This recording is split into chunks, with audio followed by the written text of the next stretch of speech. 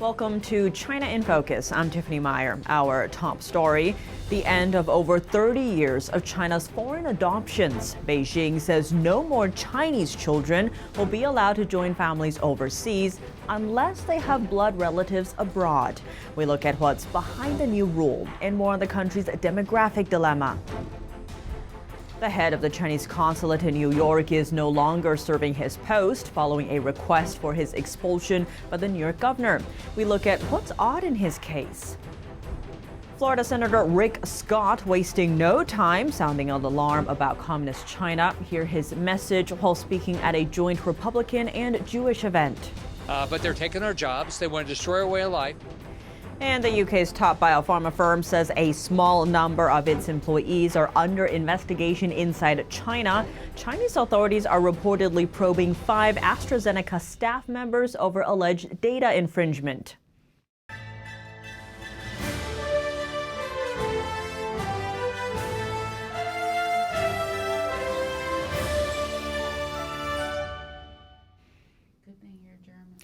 China is shutting down its foreign adoption policy after 32 years in action.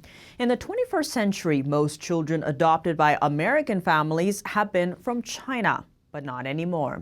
Beijing announced the decision Thursday. Beijing added that the only exception to the rule will be for children with blood relatives who live overseas. China's first foreign adoption happened back in 1992. But after a surge in the late 90s and early 2000s, the number of Chinese children adopted by American families declined by over 75% from 2010 to 2019. China suspended foreign adoptions in 2019 when the COVID-19 pandemic first broke out. Although Beijing later resumed international adoptions in late 2022, only 16 Chinese children had received U.S. visas as of last September. That's only about 2% of 2019's total, which totaled about 820. Turning to the situation inside China, the country is grappling with an aging population. Fewer couples are having babies, largely citing social and financial pressures. The most populated town in China reported that over 50 kindergartens had shut down as of August. And it reflects a nationwide trend. China closed over 5,000 kindergartens 2 years ago. Many Chinese people who work in the early education industry are struggling to find jobs, with some considering changing their careers. Zooming back out, it's worth noting that the U.S. adopts more foreign-born children than any other country, while China is at the top of the list for adopting out kids to other countries. According to the U.S. Bureau of Consular Affairs, data from 1999 to 2022 shows that over 8,200 Chinese children were adopted by American families. That accounts for nearly 30% of all adopted foreign children in America. New York Governor Kathy Hochul has requested the expulsion of China's Consul General Wang Ping after her former aide was charged with acting as a foreign agent for Beijing.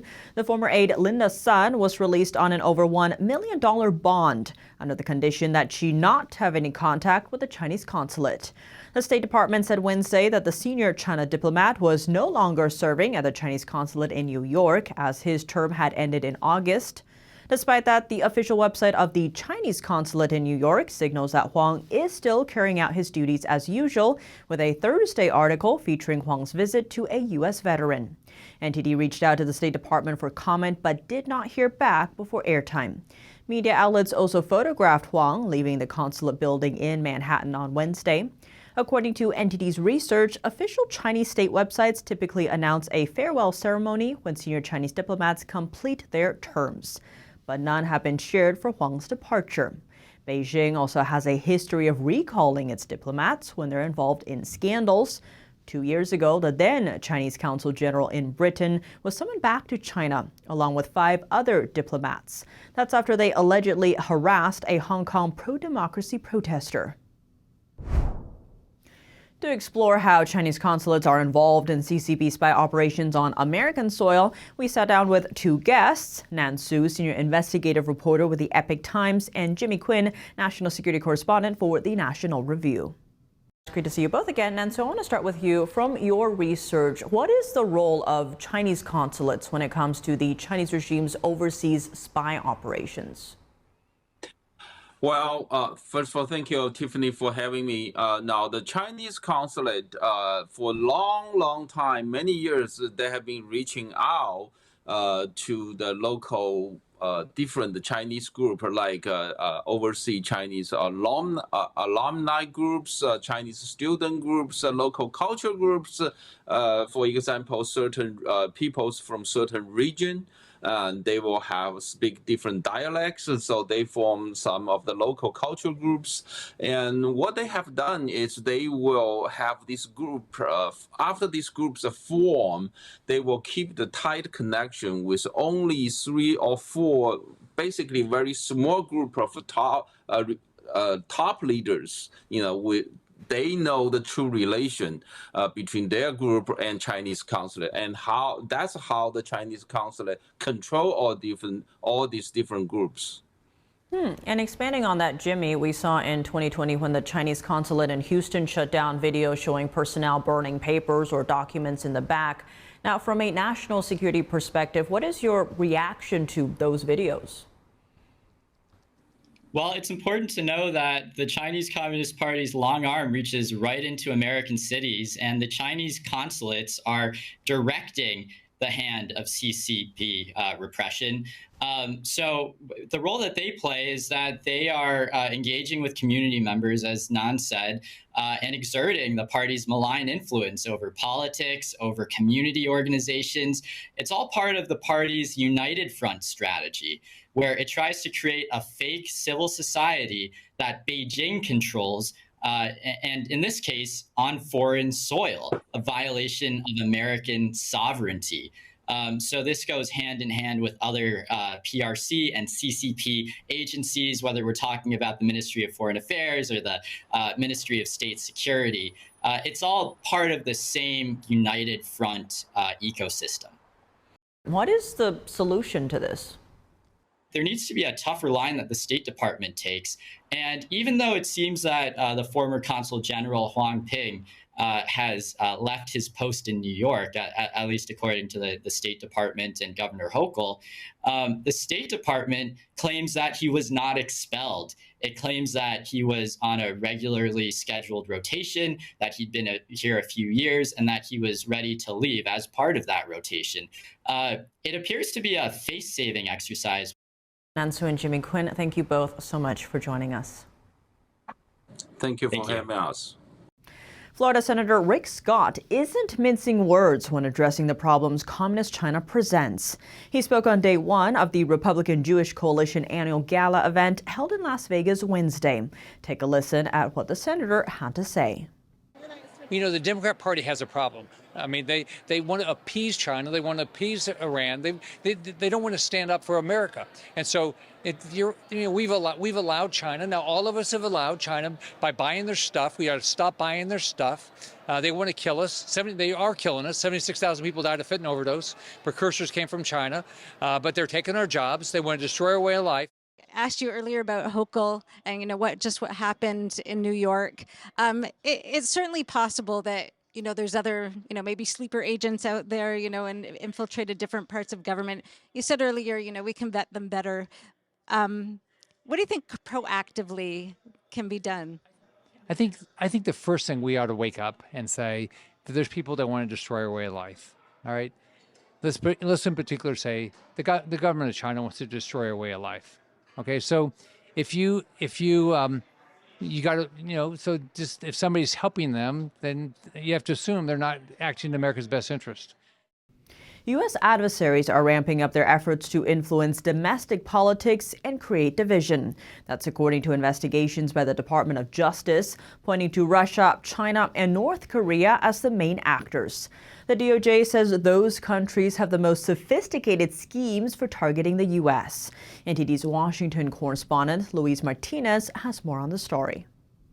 This week, the Department of Justice announced criminal charges and actions against a disinformation campaign sponsored through Russian state media. RT's editor-in-chief said the company had built, quote, an entire empire of covert projects designed to shape public opinion in Western audiences. According to the DOJ, Russian state media managed a $10 million scheme to direct a Tennessee-based media company to disseminate information favorable to the Putin regime, which included hiring social media influencers to disseminate divisive content on platforms. In a separate enforcement action, the Justice Department is seizing 32 internet domains that the Russian government and the Russian-sponsored actors have used to engage in a covert campaign to interfere and influence the outcome of our country's elections.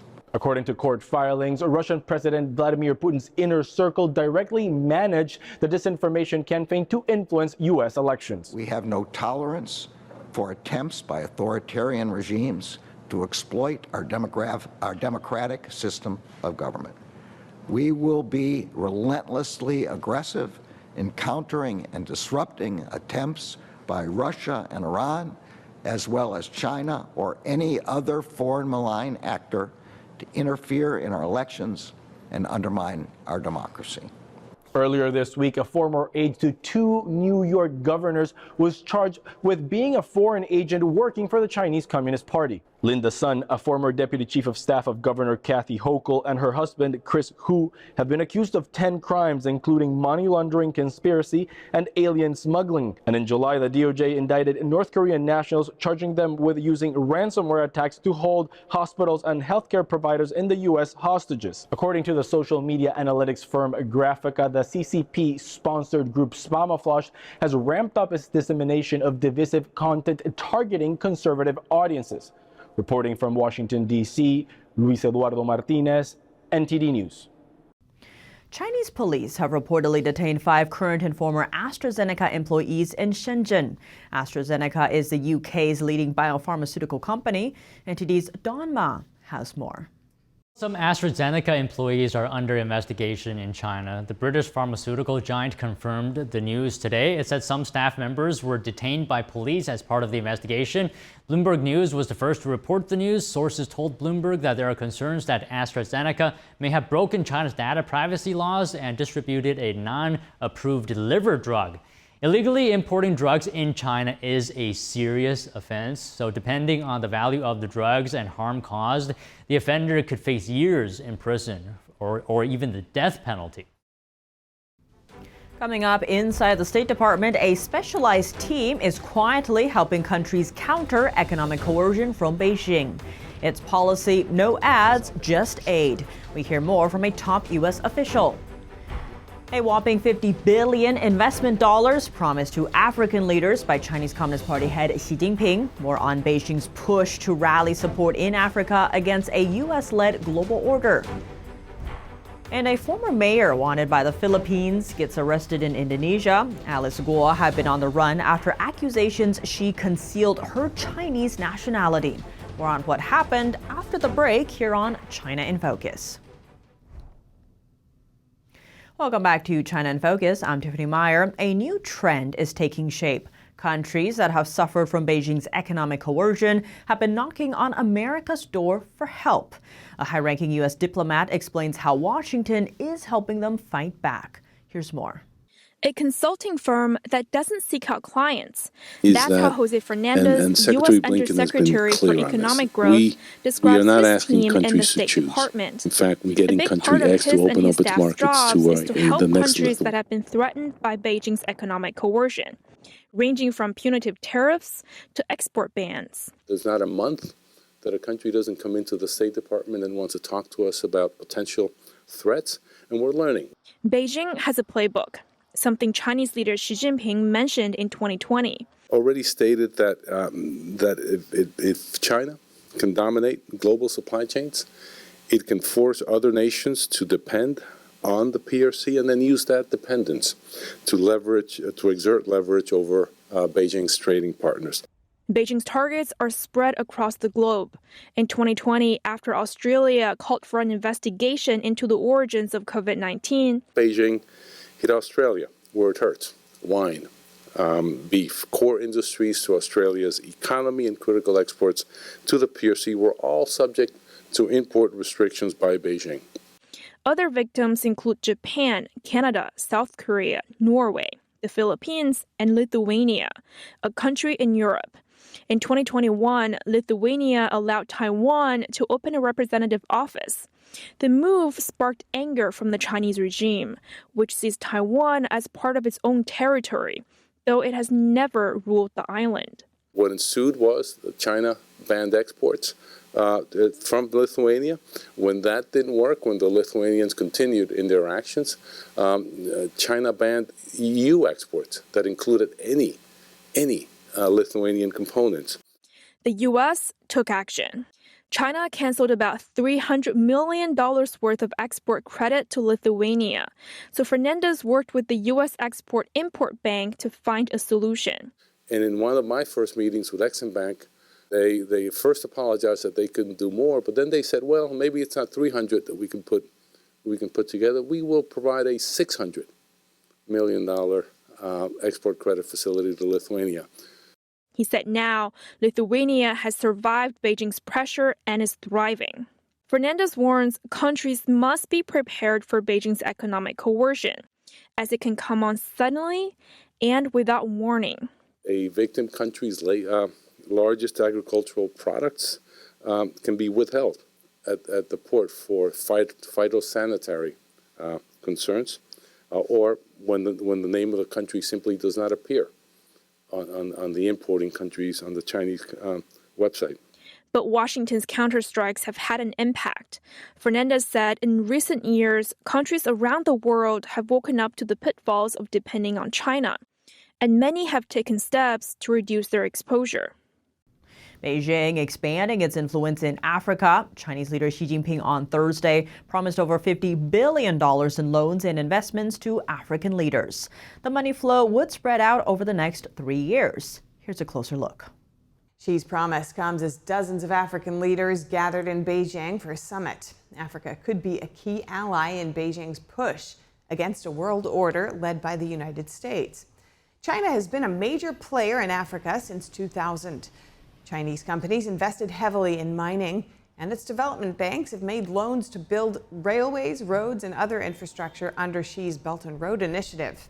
China is sub-Saharan Africa's largest trading partner. Xi also said China would remove tariffs on products from 33 African countries. African leaders are gathering in Beijing for the 9th Forum on China-Africa cooperation, but will China's economic policies align with Africa's needs? Let's dive in. On the surface, it's all smiles and handshakes in Beijing as African leaders gathered for a major tri-annual meeting. Here's what to expect from the 9th. China's relationship with African countries has long been associated with lending for infrastructure. But Africa's biggest two-way lender, investor and trade partner wants to move away from funding such big-ticket projects. Instead, it wants the 50 African nations at the summit to take more of its goods, particularly around green technologies. However, African leaders are seeking a more reciprocal relationship over trade. Delegates want to hear how China plans to meet an unfulfilled pledge from the last summit in 2021 to buy $300 billion worth of goods. Echoing the aspirations of other leaders, South Africa's President Cyril Ramaphosa has told Xi Jinping that he wants to narrow his country's trade deficit with China. But analysts say Beijing's market access barriers are too strict, preventing African food exporters from selling into the 1.4 billion-strong consumer market. From China's trade perspective, its top priority is to find buyers for its electric vehicles and solar panels. The United States and the European Union say those are areas in which China has overcapacity, and Western curbs on Chinese exports are looming. Green technologies also shape the way China wants to provide finance. It's already started tweaking the conditions for its loans to Africa, setting aside more for solar farms, EV plants, and 5G Wi-Fi facilities. That's while it cuts back on lending for bridges, ports, and railways. China may also have one eye on an ongoing geopolitical battle for influence in Africa. To avoid losing market share, the United States has started hosting African leaders. A fugitive mayor has been arrested in Indonesia. She's wanted in the Philippines for alleged links to Chinese criminal networks. Law enforcement closed in and arrested her Wednesday after the mayor spent several weeks on the run. Alice Leal Guo, identified as Chinese national Guo Huaping by Philippine immigration authorities, fled the country in July. At the time, speculation was swirling over her true identity after raids exposed a huge scam center staffed by hundreds of people in her hometown. The scandal captivated the country for months as lawmakers dug deeper into the allegations against Guo. Claims of illegal gambling activities, money laundering, human trafficking, and fraud were heard through a Senate inquiry. Pressure began mounting for the 34-year-old to go to explain how she amassed millions in assets within 2 years of being elected. She then vanished, allegedly fleeing the country via a covert network of vans and small boats. China launching what appears to be apparent retaliation towards Canada. Beijing says it will begin an anti-dumping probe into Canadian canola imports. More than half of Canada's canola is exported to China. The country is the world's biggest oilseed importer. China reports that imports had jumped since last year, despite falling prices. On X, Canada's farm minister said Ottawa was closely following the case and would defend and support its farm sector. China made the announcement a week after Canada imposed new tariffs on Chinese-made electric vehicles, following similar moves from both U.S. and the EU. Vice President Kamala Harris and former President Donald Trump soon face off in Philadelphia for the second presidential debate, and we've got you covered. Join Steve Lance and myself for NTD's The Nation Decides 2024. We'll bring you live coverage, expert analysis, and a lot more before and after the debate. Here's a sneak peek. A new matchup in a historic election, facing off on stage in Philadelphia. You can always trust me to put country above party. We will save our country. We will save our economy. Watch our live pre- and post-debate coverage of the second presidential debate with Steve Lance and Tiffany Meyer on The Nation Decides, September 10th at 8 p.m. Eastern on NTD News. Join us next Tuesday, September 10th at 8 p.m. Eastern. And that's all for today's China in Focus. I'm Tiffany Meyer. If you have any feedback on the show or have something you'd like to see us cover, send us an email at chinainfocus@ntd.com. We'd love to hear from you. For round-the-clock original news coverage, visit us at ntd.com or download our NTD app. Thanks for watching. See you tomorrow.